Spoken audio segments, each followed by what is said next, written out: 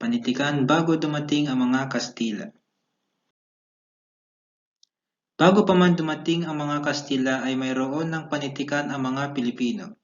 Ito ay nagsimula sa mga aral at patnubay na nalilikha ng mga matatanda na nagpasalin-salin sa bibig ng mga mamamayan. Mula sa pasalitang kaanyuan ng panitikan ng ating ninuno ay umunlad ito sa tulong ng mga impluwensyang tinanggap mula sa kalapit bansa tulad ng Indonesia, Malaysia, India, Arabia at Cambodia. Sa panahong din ito na nabuo ang alibata o baybayin. Dahil dito ay nabuo ang alamat, kwentong bayan, epiko, mga awiting bayan, salawikain, karunungang bayan, sawikain at bugtong. Alamat. Ito ay kwento tungkol sa pinagmulan ng isang bagay. Ito ay karaniwang base sa obserbasyon sa mga bagay-bagay sa kapaligiran na siyang ikinukwento ng matatanda bilang isang alamat. Kwentong bayan. Mga salaysay hinggil sa likhang isip ng mga tauhan na kumakatawan sa mga uri ng mamamayan. Katulad ng matandang hari, isang marunong na lalaki o kaya isang hangal na babae. Karaniwang kaugnay ang kwentong bayan ng isang tiyak na pook o rehiyon ng isang bansa o lupain. Kaugnay nito ang alamat at mga mito. Epiko. Tumatalakay sa mga kabayanihan at pagkikipagtunggali ng isang tao o mga tao laban sa mga kaaway na halos hindi mapaniwalaan dahil sa may tagpuang makababalaghan at di kapani-paniwala. Salawikain at kawikaan. Ito ay ang pangangaral na nagagawa sa magagandang pananalita ng karaniwang may tugmaan, kaya ay madaling matandaan na nagiging patnubay sa paghubog ng magandang asal ng kabataan. Awiting bayan. Ito ang mga awit ng mga Pilipinong ninuno at hanggang ngayon ay kinakanta o inaawit pa rin. Bugtong. Maikling tulang, karaniwang naglalarawan ng isang bagay na siyang pahuhulaan. Ginagamit din ng mga sinaunang Pilipino ang baybayin o alibata sa pagpapahayag ng mga ito. Karaniwan nila itong sinusulat sa kawayan. Panitikan sa panahon ng mga Kastila. Taong 1565 nang unang maitatag ng kongkiskador na si Miguel Lopez de Legazpi ang unang kolonya sa Pilipinas. Sa kanyang pagdating ay napalitan ng alpabetong Romano ang alibata. Naging bahagi rin ng panitikang Pilipino ang awit, korido at moro-moro. Itinuro ng mga Kastila ang doktrina Kristiyana sa kinasasaligan ng mga gawang makarelihiyon. Ginawa ring wikang Kastila ang panitikang Pilipino ng mga Kastila. Nang kalaunan ay naging bahagi ng wikang Filipino ang wikang Kastila. Ipinakikilala rin ng mga Kastila ang pagtutula na siyang ginawang laro, Barlaan at Josephat na sinasabing pinagmulan ng mga nobela at mga buhok na pangungusap na pinagmulan ng maikling kwento.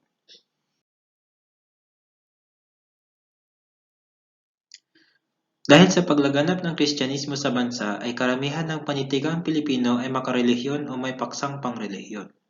Ilan sa mga kilalang akda ay Doktrina Kristiyana, ang kauna-unahang aklat na limbag sa Pilipinas noong 1953 sa pamamagitan ng silograpiko. Aklat ito ni na Padre Juan de Plasencia at Padre Domingo Nieva. Nasusulat ang aklat sa Tagalog at Kastila. Naglalaman ng mga dasal na 10 utos, 7 sakramento, 7 kasalanang mortal, pangungumpisal at katesismo. Ang aklat na ito ay may 87 pahina lamang. Ang Nuestra Señora del Rosario. Ikalawang aklat na nalimbag sa Pilipinas. Akda ito ni Padre Blancas de San Jose noong 1602 at nalimbag sa imprenta ng pamantasan ng Santo Tomas sa tulong ni Juan de Vera, isang mestisong Inchik. Naglalaman ito ng mga talambuhay ng mga santo, nobena, at mga tanong at sagot sa relihiyon. Barlaan at Josaphat. Aral na tunay na totoong pag-aakay sa tao ng mga kabanalang gawa ng mga malwalhatiang Barlaan at Josaphat na bagay sa mga sulat sa Griego ni San Juan Damasceno. Ikatlong aklat na nalimbag sa Pilipinas. Akda ito sa Tagalog ni Padre Antonio de Borja, orihinal na nasa wikang Griego. Ipinalalagay itong kauna-unahang nobelang nalimbag sa Pilipinas. Isinalin sa salitang Iloco at anyong patulan ni Padre Agustin Mejia. Urbana at Felisa. Aklat na isinulat ni Modesto de Castro ang tinaguriang ama ng klasikong tulayan sa Tagalog. Naglalaman ito ng pagsusulatan ng magkapatid na sina Urbana at Felisa. Pawan nauukol sa kabutihang asal ang nilalaman ng aklat na ito, kaya't malaki ang nagawang impluensya nito sa kaugaliang panlipunan ng mga Pilipino. Kasama ng mga akdang panrelihiyon ay mga akdang panwika na may paksang patungkol sa wika ng Pilipinas. Ang Arte y Regalas de la Lengua, Tagala. Ang unang nalathalang pag-aaral sa katangian at gramatikan ng isang wikang katutubo sa Pilipinas. Inilathala ito noong 1610, isinulat ni Fray Francisco Blancas de San Jose, isang misyoneryong Dominiko at inilimbag ni Tomas Pinpin sa imprentang Dominiko sa Abukay, Bataan. Compendio del Arte de la Lengua Tagala. Iniakda ni Padre Gaspar da San Agustin noong 703. Vocabulario de la Lengua Tagala. Ito ay kilala bilang unang diksyonaryo ng wikang Tagalog sa Pilipinas. Isinulat ito ng Pranses na praile na si Pedro de Buenaventura at inilathala sa Pila, Laguna noong 1613. Vocabulario de la Lengua Pampango. Unang aklat na pangwika sa Kapampangan na isinulat ni Padre Diego Bergano noong 1732. Vocabulario de la Lengua Bisaya. Pinakamahusay na aklat pangwika sa Bisaya na sinulat ni Mateo Sanchez noong 1711. Arte de la Lengua Bicolana. Unang aklat pangwika sa Bicol na sinulat ni Padre Marcos Lisba noong 1754. Arte de la Lengua Iloca. Kauna-unahang balarilang Iloco na sinulat ni Francisco Lopez. Mga uri ng panitikan sa panahon ng Kastila. Pasyon. Inaawit tuwing Kwaresma hinggil sa buhay, sakit at pagdurusa ni Kristo. Komedya o Moro-Moro. Isang matandang dulang Kastila na naglalarawan ng pakikipaglaban ng Espanya sa mga Muslim noong unang panahon. Dungaw. Binibigkas ang paawit ng isang naulila sa piling ng bangkay ng yumaong asawa, magulang o anak. Senakulo. Isang dulag na nagsasalaysay ng buhay at kamatayan ni Poong Hesukristo. Duplo. Lalong paligsahan sa pagbigkas ng tula na isinasagawa bilang paglalamay sa patay. Kurido. Ito ay ang tulang pagsasalaysay na may sukat na walong pantig at pumapaksa sa katapangan, kabayanihan at kababalaghan. Awit. Tulang pasalaysay na may sukat na 12 pantig at may pangyayaring hango sa tunay na buhay. Parabola. Kwentong hango sa banal na kasulatan na maaaring umakay sa tao sa matuwid na landas ng buhay. Kantahing bayan. Nilalaman ay nagpapakilala ng iba't ibang pamumuhay at pag-uugali ng mga tao at ng mga kaisipan at damdamin ng bayan. Sainete. Itinuturing na isa sa mga dulang panlibangan ng mga huling taon ng pananakop ng mga Kastila. Ang paksa ng dulang ito ay nahihinggil sa paglalahad ng kaugalian ng isang lahi o katutubo. Panitikan sa panahon ng propaganda at himagsikan.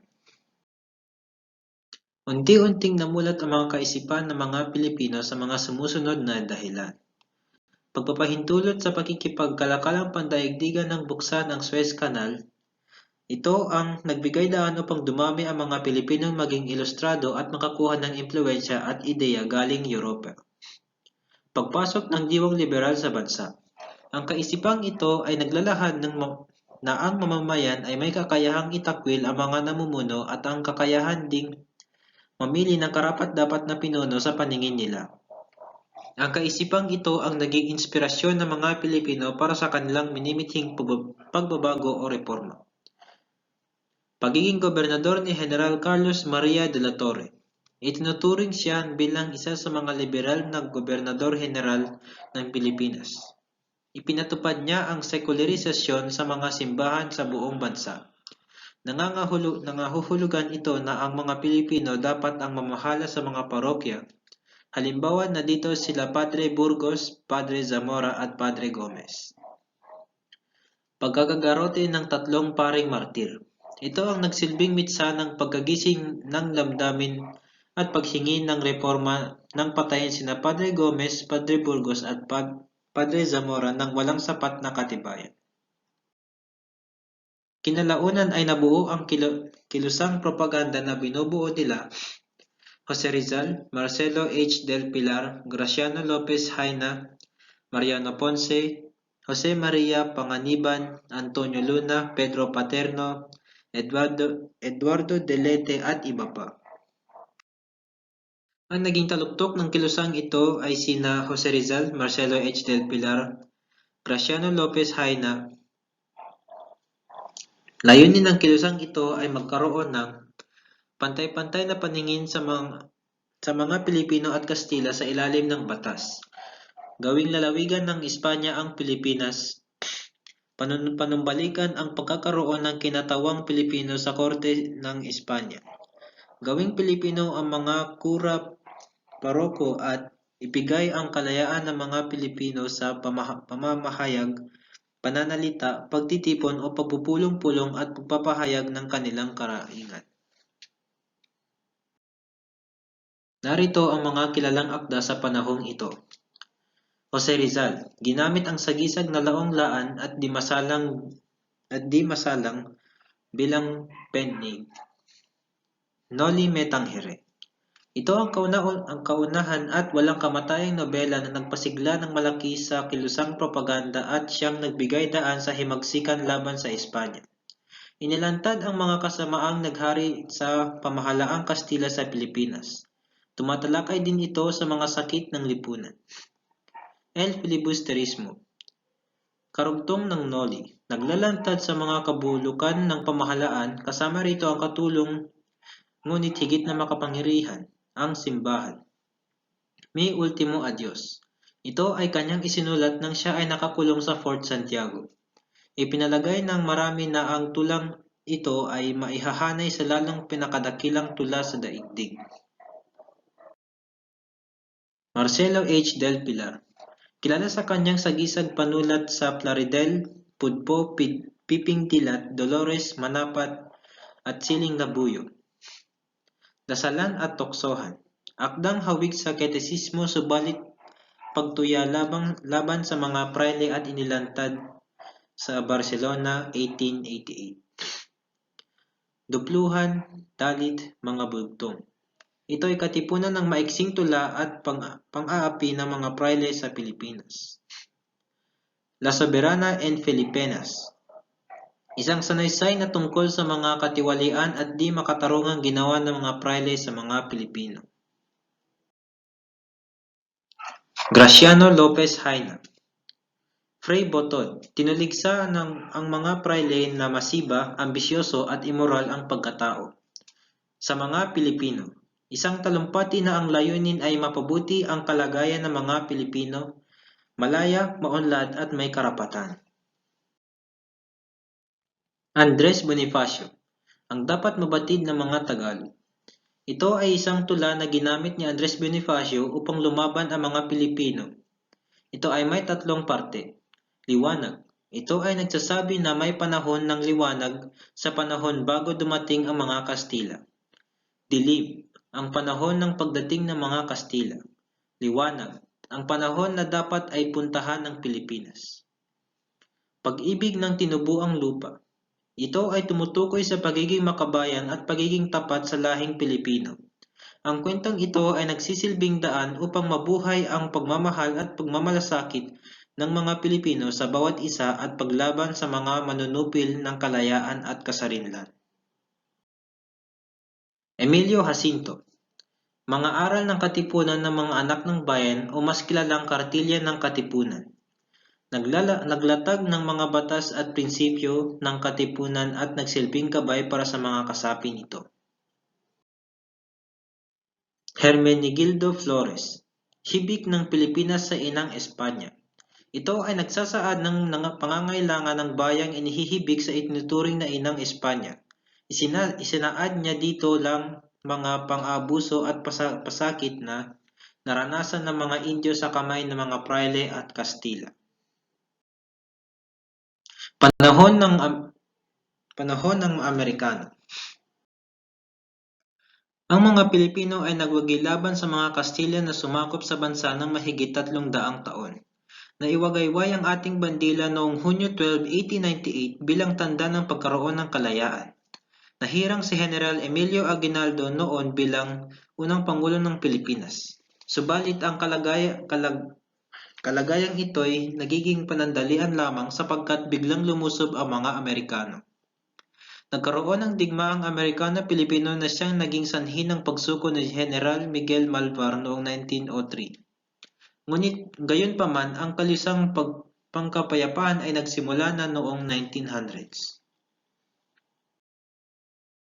Sa pagdating ng mga Amerikano ay nagpatayo ng mga paaralan, binago ang sistema ng edukasyon, pinaunlad ang kalusugan at kalinisan, ipinagamit ang wikang Ingles, pagpapalahok sa mga Pilipino sa pamamalakad ng pamahalaan, at limitadong pagpapahayag ng damdamin. Sa pilitan din ang pag-utos ng pagturo ng Ingles sa mga paaralang pampubliko. Ito ang mga kilalang akda at may akda sa panahon ng Amerikano. Lope K. Santos. Sumulat sa artikulong Makabayan sa El Renacimiento at Muling Pagsilang. Balarila ng Wikang Pambansa. Isang aklat hinggil sa wastong pagsasalita at pagsusulat ng wikang Tagalog. Nahahati ang mga paksa nito sa palatitikan, palabigkasan, palaugnayan at palasurian. Sa apat na paksang ito, tanging ang palasurian ang nabigyan ng masaklaw na paglalahad. Ang Banaag at Sikat ay isa sa mga sinaunang mahabang salaysaying pampanitikan na isinulat ni Lope K. Santos sa wikang Tagalog noong 1906 bilang isang aklat ng tinaguriang Biblia ng mga manggagawang Pilipino.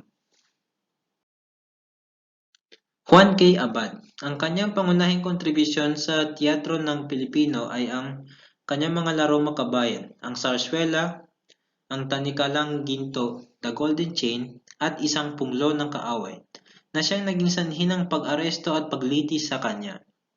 Aurelio Tolentino, isang Pilipinong manunulat ng dula, makata, mamamahayag at revolusyonaryo.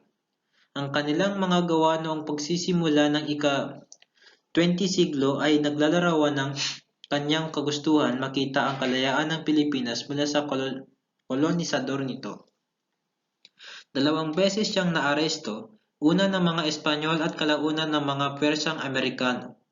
Sumulat at nagdirekta siya ng anti-imperialistang dulang Kahapon, Ngayon at Bukas, na humantong sa pag-aresto sa kanya noong 1903.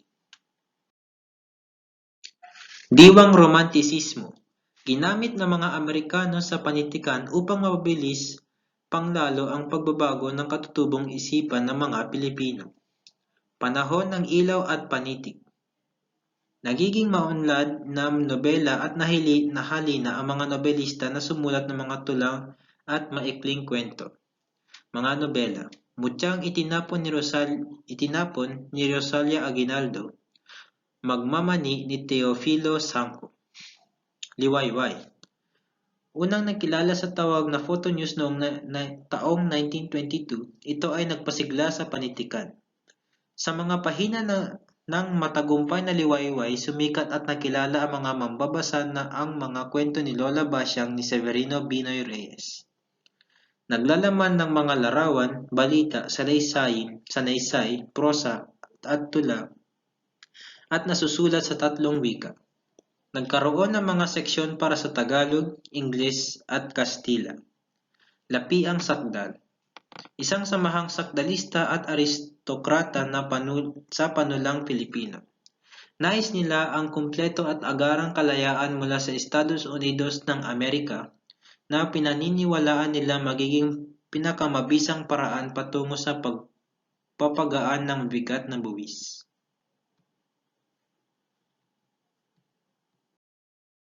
Panitikan sa panahon ng Hapones. Ang pananakop ng mga Hapones sa Pilipinas ay ang panahon sa kasaysayan ng Pilipinas mula 1942 hanggang 1945. Noong ikalawang digmaang pandaigdig, kung kailan nilusob ng imperyo ng Hapon ang Pilipinas na dating tinatabanan o nasa ilalim ng kapangyarihan ng Estados Unidos. Habang nagaganap ang ikalawang digmaang pandaigdig, binomba ng hukbo ng mga sundalong Hapones ang Pilipinas noong Disyembre 8, 1941. Sumuko ang bataan sa puwersa ng mga Hapones noong Abril 9, 1942 at ang mga bilanggo ng digmaan ay pinaglakad ng mga Hapones na tinatawag na Martsa ng Kamatayan o Death March, papunta sa isang kampo ng konsentrasyon sa Kapas sa lalawigan ng Tarlac. Sumibol ng lubos ang panitikan ng bansa sa panahong ito dahil ipinagbawal ng namumunong Hapon ang paggamit ng wikang Ingles at itinaguyod ang pagpapayaman sa panitikan gamit ang mga katutubong wika sa bansa. Sinunog din ng mga aklat na nasusulat sa Ingles upang masigurong hindi mabahiran ng kanlurang ideya ang panitikang nilikha. Ang panahong ito sa kasaysayan ng bansa at ng panitikan ang tinaguriang gintong panahon ng panitikang Filipino dahil higit na malaya ang mga Pilipino kaysa noong sa Amerikano sa pagsulat ng panitikan at pagsanib ng kultura, kaugalian at paniniwalang Pilipino sa mga ito. Pansamantalang natigil ang mga palimbagan. Muling nabuksan ng lingguhang liwayway, ipinagbawal ang mga magasing Ingles tulad ng Tribune at Free Press. Naging mapalad ang panitikan dahil kay Kenichi Ishikawa. Taong 1943 na naisaaklat ang pinakamahusay na kathang Pilipino na binigyan ng pamagat na 25 pinakamabuting kathang Pilipino ng 1943. Mga uri ng akda sa panahong ito. Maikling kwento. Naging maunlad at lubusang namulaklak sa panahon ng mga Hapones. Hindi binigyang pansin ng mga patnugod ang panlasa ng mga karaniwang mamamayan. Mga kilalang maikling kwento. Lupang tinubuan ni Narcisco Reyes, Uhaw ang Tigang ng Lupa ni Liwayway Arqueo, Lunsod, Nayon at Dagat-Dagatan ni N.V.M. Gonzales. Dula. Mahalaga sa panahon ng mga Hapones. Pugo at Tugo, mga artista. Ang mga mabubuting dula ay ipinalabas sa Avenue Theater at Live Theater. Panulaan at nobela. Paksa. Obserbasyon sa mga karaniwang nagaganap sa pang-araw-araw na pamumuhay. Namalasak ang haiku. 17 pantig, 3 taludtod, matalinhaga at masining ang pagpapahayag. Ildefonso Santos, Ilaw ng Silangan. Tanaga, 7 pantig bawat taludtod, may sukat at tugma. Namayani ang tulang may malayang taludturan. Hindi maunlad ang nobela sa panahong ito dahil sa kakapusan ng papel. Mga nobela. Tatlong Maria ni Jose Esperanza Cruz, Pamela ni Adriano Laudico, Magandang Silangan at Sa Lundo ng Pangarap ni Gervasio Santiago. Panitikan sa panahon ng Republika hanggang kasalukuyan. Sulyap sa kasaysayan. Sumigla ang kalayaang pampanitikan ng bansa dahil sa pagbalik ng kalayaan ng mga Pilipino mula sa kamay ng mga Hapon, pagkalimbag ng mga katipunan ng mga aklat. Inilunsad ng Gawad Carlos Palanca Memorial Awards for Literature. Sumilang ang mga aktivismo ng mga batang mag-aaral. Namayagpag din ng panitikan sa media gaya ng radyo, telebisyon at sinehan.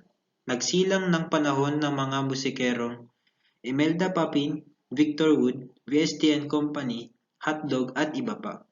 Nagsilabasan din ng mga karikatura o comics tulad ng Darna, Liwayway at Zuma ni Mars Ravelos at kabilang dito ang pinakatanyag na Pugad Baboy. Kabilang din ang banda na isa sa mga dahilan kung bakit sumigla ang panitikan. Sumigla din ang mga dulang pantelebisyong pambata tulad ng Batibot at Sineskwela. Sinasalin na rin ang panitikan hindi lang sa pahayagan kundi sa high technology gaya ng internet.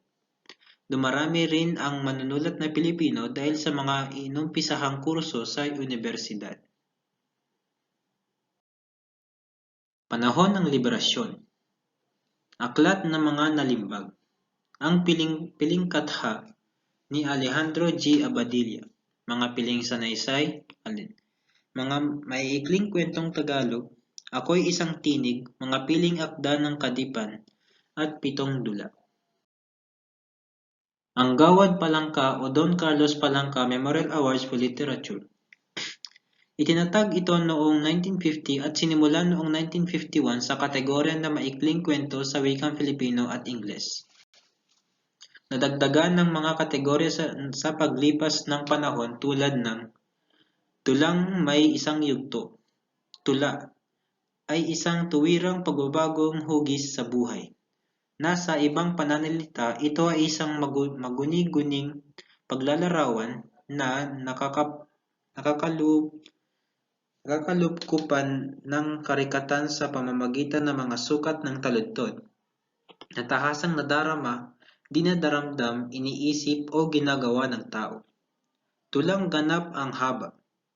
Sanaysay, isang maiksing komposisyon ng kalimitang naglalaman ng personal na kuro-kuro ng may akda. Nobela ay isang mahabang kwento na kalimitang kathang isip manunulat tungkol sa buhay ng tao. Maikling kwentong pambata, dulang pantelebisyon, dulang pampelikula, karaniwang ginaganap at napapanood sa pampublikong lugar o telebisyon. Nagbukas ng karagdagang dibisyon sa pagsulat ng maiikling kwento sa 3 wikang panrelihiyon gaya ng Cebuano, Hiligaynon at Ilocano. Mga kategoryang Gawad Palangka. Maikling kwento. Unang taon. Unang gantimpala. Kwento ni Mabuti ni Genoveva Matute. Ikalawang gantimpala. Mabangis na kamay. Maamong kamay ni Pedro S. Dandan. Ikatlong gantimpala. Planeta, Buwan at mga bituin ni Elpidio P. Capulo. Mga manunulat. Genoveva Medroza Matute. 46 na taon siyang nagturo sa Philippine Normal College. Hinahangaan ng mga kritiko sa kanya maikling kwento ni Mabuti. Mga publikasyon. Piling maikling kwento. Ako'y Isang Tinig. Sa Anino ng EDSA at Iba Pang Kwento. Babae at Iba Pang Kwento. Panahon ng aktivismo. Naging ganap na mapanghimasik ang mga kabataan. Naging matugo at mapangwasak ang mga demonstrasyon at pagpapahayag. Nagkaroon ng kamulatang panlipunan. Pinaksa ng mga kabulukan ng kalipunan at politika. Mga manunulat ng panitikang revolusyonaryo. Rogelio Mangahas. Nagtapos ng AB Filipino noong 1965 sa University of the East. Naging working scholar siya para lang makapagtapos sa kolehiyo at naging guro sa wika at panitikan sa De La Salle University at Saint Scholastica College. Maraming award na natanggap. Efren R. Abueg, editor at bumuo ng mga antolohiyang gaya ng mga piling akda ng Kadipan, 1964. Virgilio Almario, kilala sa sagisag panulat na Rio Alma. Pangunahing makata, kritiko, tagasalin, editor, guro at tagapamahalang pangkultura ng Pilipinas. Nagkamit ng Best Translation of Rizal as Novels, Noli Me Tangere at El Filibusterismo. Rolando S. Tino. Unang magsalin ng mga Filipino ng dula ni Shakespeare na pinamagatang Ang Negosyante. Maikling kwento. Ang mga kwentista sa panahon ng aktibismo ay nagsimulang sumulat ng mga kwentong magpapahayag ng pagprotesta sa maling pamamalakad ng pamahalaan. Inilalarawan nila ang umiiral na sakit ng lipunang Pilipino at ang kaawang-awang kalagayan. Nobela. Sa panahong ito ay nagsimula ang pagkilos ng protesta ng mga taong bayan at naging instrumento ang mga nobela upang ipakilala ang mga suliraning panlipunan na kinakaharap ng mga nakararaming mamamayan. Kabilang sa mga nobela at manunulat sa panahong ito ang mga sumusunod. Daluyong, Lazaro Francisco. Ang buhay ay isang paglalayag, minsan ay tila anas tahimik at payapang ngunit malimit na hinahampas ng mapanggulanit na daluyong. Isang malakas na alon na maaaring bunsod ng sigwa o malakas na bagyo ng karagatan. Luha ng buhaya. Amado Hernandez. Tungkol ito sa mga mahihirap na mga magsasaka na magbubuklod-buklod laban sa kagamhanan ng pamilya. Tumatalakay sa ginagawang panggigipit ng may kayang pamilya sa mga maralita at kung paano magkaisa ang nasabing mga dukha upang lutuin ang kanilang problema. Dugo ng kayamangging lupa, habagat sa lupa muling pagsilang ng isang pangarap. Ipaglaban mo ako. Noon pa man ay lihim ng pag-ibig ng Pedring kaibigan si Gelly, ngunit hindi niya ito agad na ipagtapat dahil sa kanilang murang edad at natatakot siyang paratangan na pinagsasamantalahan niya ang kanyang pagkaibigan. Dilim sa umaga. Ang aral na iyon ay ang may sakatuparan sa pamatagumpay na inalisis at sintesis sa nobela ni Aboy. Nagbabagong Paraiso. Tungkol ito sa makasintahang nakapagtagal, pinaghiwalay ng tadhana. Sa mga kuko ng liwanag. Si Julio ay isang maralitang mangingisda ay lumawas ng Manila upang hanapin ang kanyang kababad at kasintahang si Ligaya. Habagat sa lupa. Para sa isang ibong mandaragit na bilang mamamayan may lupa at may pagpapahalaga. Sa kagubatan ng lungsod, mula sa dating luntiang paraiso, napalitan na ang nagtataasang gusali at pasikot.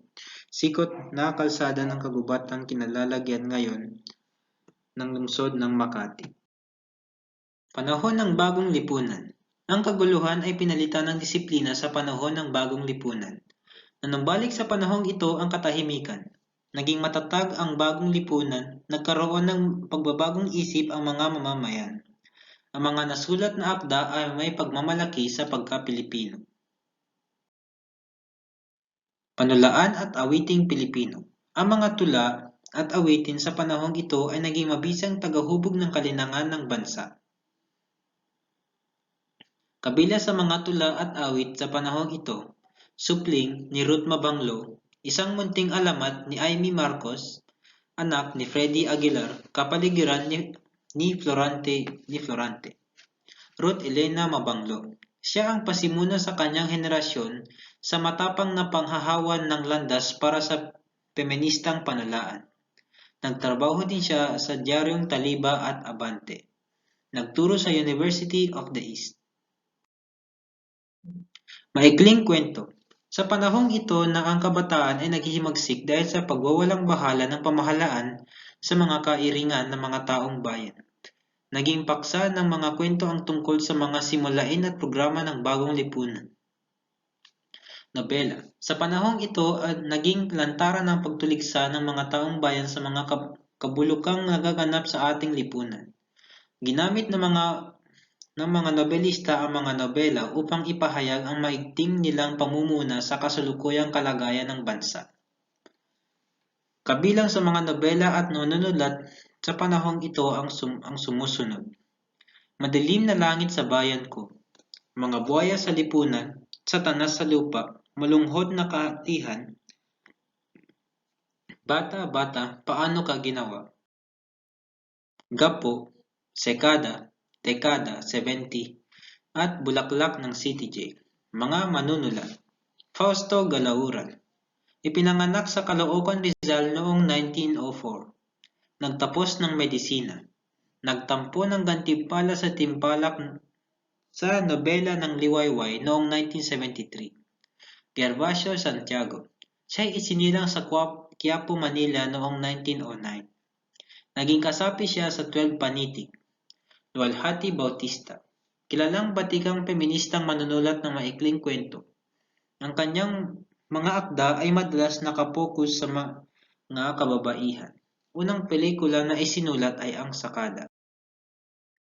Dula, telebisyon at pelikula. Muling bumangon at sumigla ang mga dulang Pilipino. Naging aktibo muli ang mga mandudula sa mga palabas ng mga sinaunang dula gaya ng Sarsuela. Inilunsad ang mga taunang pista ng mga pelikulang Pilipino tuwing buwan ng Disyembre sa pamamagitan ng Metro Manila Film Festival. Kontemporaryong panahon. Lumabas ang mga mananaliksik at kritiko. Nagkaroon ng makulay na buhay ang panunuring panitikan. Naganap ang lakas ng bayan o people's power. Ang mga manunulat sa panahong ito ay nagkaroon ng kalayaang magpapahayag ng kanilang isip at damdamin. Sa kasalukuyan, nakapaglaganap ng tinatawag na panitikang popular.